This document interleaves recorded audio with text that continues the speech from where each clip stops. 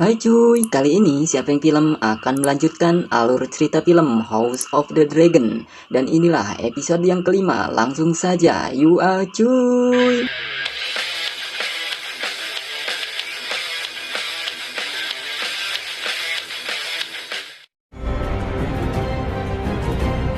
Di awal film, akhirnya kita diperlihatkan dengan istri yang enggak diinginkan Daemon, yang bernama Lady Rhea Royce yang selalu dipanggil Daemon si Jalang. Rhea sedang dalam perjalanan. Di sana ia bertemu pamannya yang menawarkan menemaninya berburu. Namun, Rhea lebih menginginkannya sendirian. Lalu Rhea kembali melanjutkan perjalanannya, namun di tengah jalan, di sebuah lembah, Rhea bertemu dengan suaminya Daemon yang telah lama tak pernah kelihatan. Rhea menyambut Daemon di sana dengan sindiran, dengan mengatakan bahwa mungkin Daemon lebih rindu domba atau pelacur di sana daripada istrinya sendiri. Dan Rhea juga mengejek Daemon bahwa mungkin Daemon gak ada tempat kembali setelah Raja Viserys memilih Rhaenyra sebagai penerus tahtanya. Selain itu, Rhea penasaran apakah Daemon akan membunuh keponakannya sendiri. Tapi ya enggak lah, karena Rhea tahu Daemon itu bukan mau membunuh Rhaenyra, tetapi Daemon mau menikahinya. Maka karena itulah dia harus menyingkirkan istrinya dahulu. Mendengar itu, Daemon mengejutkan kuda Rhea sehingga ia pun terjatuh dan mengalami cedera tulang. Di antaranya tulang lengannya juga patah dan remuk. Daemon kemudian mengambil batu untuk menghabisi istrinya, dan sesudah itu kemudian Daemon kembali lagi ke King's Landing. Sementara Raja Viserys kini sedang melakukan perjalanan laut untuk menemui Corlys. Setelah dipecat, Otto akhirnya angkat kaki dari King's Landing, dan di sana ia didatangi anaknya Alicent di pintu gerbang. Alicent menginginkan ayahnya agar tak pergi dari sana, namun itu sudah keputusan raja. Alicent menyesali keputusan Raja Viserys untuk memecat ayahnya. Di sana, Otto sedikit menyalahkan Alicent karena membantu meyakinkan Viserys bahwa laporan tentang perbuatan Daemon dan Rhaenyra bisa dipercaya raja. Alicent pun balik menyalahkan ayahnya karena sudah memaksakan kehendaknya agar Aegon cucunya untuk menjadi pewaris Raja Viserys. Otto pun memberikan pemikirannya pada Alicent bahwa beberapa bulan atau tahun lagi Raja Viserys takkan berumur panjang. Jika Rhaenyra menggantikan tahtanya, maka perang akan pecah. Rakyat tidak akan menerima Rhaenyra, dan untuk mengklaim tahtanya, maka Rhaenyra akan membunuh anak-anak Alicent. Karena itulah pilihan satu-satunya agar tahta Rhaenyra menjadi aman. Dan Otto juga mengatakan bahwa ini sudah saatnya Alicent mempersiapkan Aegon menjadi seorang pemimpin, atau Alicent tunduk kepada kekuasaan Rhaenyra.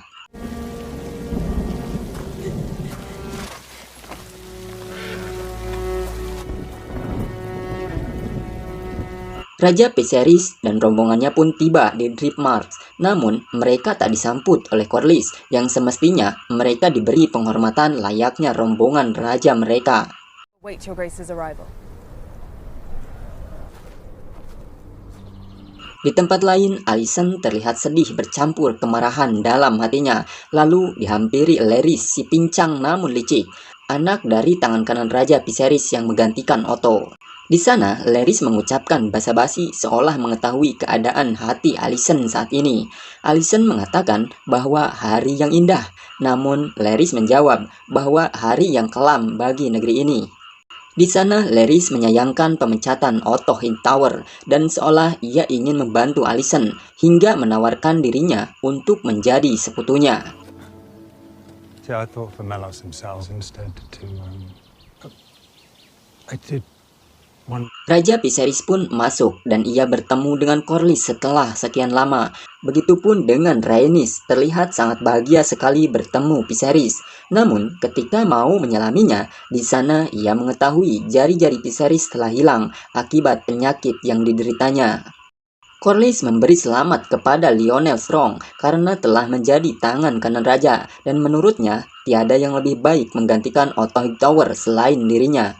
Di sana juga mereka mengatakan berduka dengan kematian Lady Rhea yang menurutnya itu mati terjatuh dari kuda dengan tangan dan lehernya patah, yang padahal Rhea adalah penunggang kuda yang sangat hebat. Lalu Raja Viserys membicarakan hal yang lebih penting, yaitu Viserys mengajukan pernikahan antara Laenor dengan putrinya Rhaenyra, yang menurutnya sudah saatnya dua klan besar mereka disatukan dalam darah. Mendengar itu, Corlys menginginkan sebuah penjelasan sebelum menerima tawarannya, yaitu Corlys ingin tahu dulu bagaimana seterusnya penyerahan tahta kerajaan dilakukan jika klan Targaryen dan klan Velaryon menjalin ikatan darah. Viserys mengatakan bahwa Rhaenyra adalah pewarisnya dan dia akan menduduki tahta kerajaan, dan anak dari mereka, Laenor dan Rhaenyra, akan mewarisi tahta besi ibunya. Corlys ingin tahu juga jika nanti anaknya menduduki tahta, akankah mengambil nama Velaryon. Akhirnya, sebuah tawar-menawar pun terjadi. Raja Viserys menawarkan ketika nanti mereka punya anak, maka anak mereka akan menyandang nama Velaryon. Tapi ketika ada yang naik tahta, maka anak mereka akan memerintah di bawah nama Targaryen. Walaupun Corlys sempat berpikir dahulu, akhirnya Corlys menyetujuinya. This is an equitable compromise. Jika Viserys dan Corlys membuat kesepakatan, begitu juga Laenor dan Rhaenyra. Rhaenyra mengatakan bahwa ia tahu bahwa pernikahan itu bukan keinginan Laenor. Di sana, Rhaenyra seolah mengetahui bahwa Laenor adalah seorang gay yang tidak menyukai wanita. Namun, walau bagaimanapun, pernikahan mereka takkan mengubah selera Laenor dan selera Rhaenyra. Di sana, Laenor menanyakan apa penawaran Rhaenyra. Rhaenyra berkata bahwa mereka harus melakukan tugas mereka pada keluarga dan negeri mereka. Lalu, jika pernikahan sudah terjadi, maka mereka bebas melakukan apapun yang mereka suka dan mereka mau. Di adegan berikutnya, kita diperlihatkan kekasih prianya Laenor dan memberitahukan tentang kesepakatan mereka bahwa mereka bisa bebas melakukan yang mereka sukai, dan terjadilah adegan yang sangat menjinjaikan. Sementara saat kepulangannya, Rhaenyra dihampiri Criston yang mengatakan bahwa dirinya sudah merasa sangat dekat dengan Rhaenyra. Dan di sana, Criston mengajak Rhaenyra lari bersamanya karena Criston tahu pernikahan itu bukan pilihannya dan Criston sudah mempunyai tempat mereka nanti bersembunyi. Dia juga mengatakan mereka akan menikah karena cinta, bukan karena tahta dan hidup bahagia bersamanya. Tapi tentu saja Rhaenyra menolak karena menurutnya berlari akan merendahkan dirinya, apalagi menikahi bangsawan sudah menjadi tugasnya. Namun walau bagaimanapun mereka menikah bukan berarti mereka akan berpisah, karena Rhaenyra sudah membuat kesepakatan dengan calon suaminya, boleh bercinta dengan orang yang mereka sukai. Disinilah Criston mulai pergejolakan dalam hatinya, menerima ajakan Rhaenyra atau menolaknya, karena ia merasa sudah mencoreng kehormatan dirinya sebagai pengawal kerajaan. Ketika Raja Viserys kembali ke King's Landing, Alicent di sana melihat suaminya pingsan. Namun bukannya mengurusnya, namun ia malah memanggil Criston yang sedang patah hati ditolak oleh Rhaenyra. Alicent menanyakan kepada Criston apakah dia mendengar atau melihat sesuatu antara Daemon dan Rhaenyra ketika itu di tempat bordil, yaitu berhubungan badan. Criston tidak tahu menahu persoalan itu, apalagi tentang hubungan Rhaenyra dan Daemon. Malah ia merasa Alicent sedang menuduhnya, hingga Criston pun mengakuinya bahwa ia yang mengambil kesucian Rhaenyra, yang tentu saja atas keinginan Rhaenyra juga. Di sana, Criston bersedia dihukum mati atas kesalahannya. Namun Alicent yang mengetahui hal itu malah menyuruhnya pergi, dan Criston pun keluar dengan kebingungan. Dan Viserys kini sedang diobati karena tubuhnya kini semakin menyebar luka-luka di tubuhnya, bahkan sebagian sudah membusuk di tangannya. Di sana Viserys menanyakan apakah yang akan ditulis tentang dirinya nanti, karena sebagai raja Viserys tidak pernah berperang ataupun pernah kalah, dan tentu saja cerita tentangnya akan tidak menarik jika dibaca setelah kematiannya. Singkat cerita, terlihat dua naga dan puluhan perahu datang ke King's Landing untuk menghadiri acara perayaan sebelum pernikahan kerajaan. Di sana dihadiri para lord tertinggi dari berbagai wilayah Westeros. House Hightower.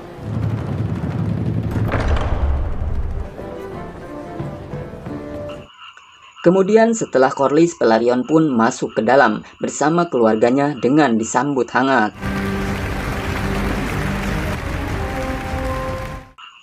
Dan juga dihadiri Daemon yang seperti biasa jika dengan kehadirannya suasana menjadi hening penuh kekhawatiran, dan Raja Viserys juga kelihatan banget tidak nyaman dengan kehadiran Daemon, tapi dia tetap menawarkan Daemon duduk di depan bersamanya. Raja Viserys langsung membuka pidatonya tentang penyatuan dua keluarga Velaryon dan Targaryen, dan baru saja dimulai, Alicent muncul memotong pidato Viserys, kemunculan yang memunculkan keheningan. Alicent muncul dengan mengenakan pakaian warna hijau dan terlihat berbeda dengan Alicent yang sebelumnya. Di sana juga terlihat orang menatapnya yang menghadiri acara itu, dan Larry Strong peka bahwa pakaian warna hijau yang dikenakan Alicent adalah kode atau pertanda panggilan untuk berperang. Apalagi dari fakta terbaru yang dia dapatkan, tentu itu menyiratkan bahwa Alicent sedang dalam mode melawan. Alicent memberi selamat Rhaenyra. Tapi dari tatapan matanya, Alicent tidak bisa bohong bahwa Alicent lebih ingin menerkam Rhaenyra sebenarnya. Setelah itu, Viserys meneruskan pidatonya dan menyuruh orang untuk menyantap hidangan. Rhaenyra dan Laenor kemudian turun ke lantai dansa, di mana Criston terlihat sekali memandang mereka berdua dengan perasaan penuh cemburu.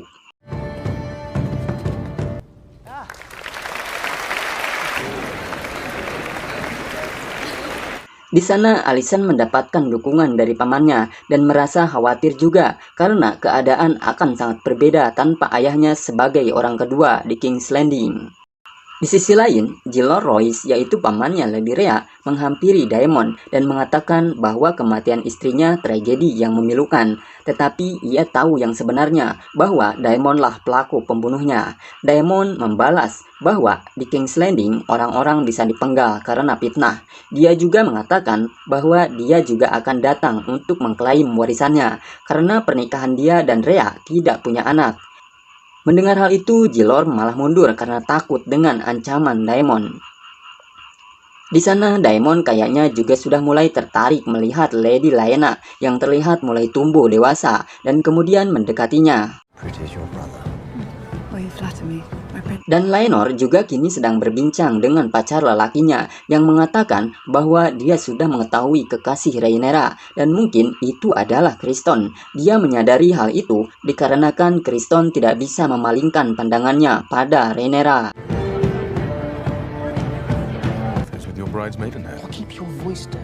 Maka dengan segera ia menyapa Criston dan mengatakan bahwa dia tahu rahasia antara Rhaenyra dengan dirinya. Dia juga mengajak Criston untuk menjaga rahasia masing-masing di antara mereka, yaitu tahu rahasia percintaan Rhaenyra dengan Criston dan Criston tahu rahasia percintaan Laenor dengan dirinya.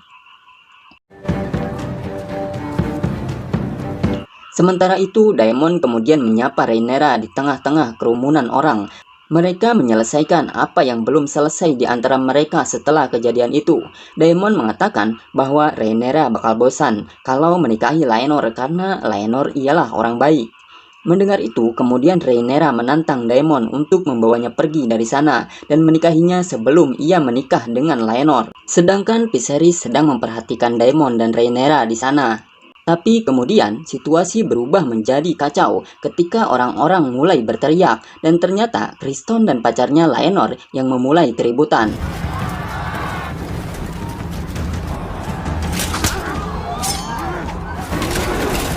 Dan Viserys terlihat penyakitnya semakin parah hingga batuk darah di sana. Dan Criston dengan brutal menghajar pacarnya Laenor sampai mukanya hancur tak berbentuk dan mati. Dan Laenor hanya bisa menangis melihat kekasihnya telah mati.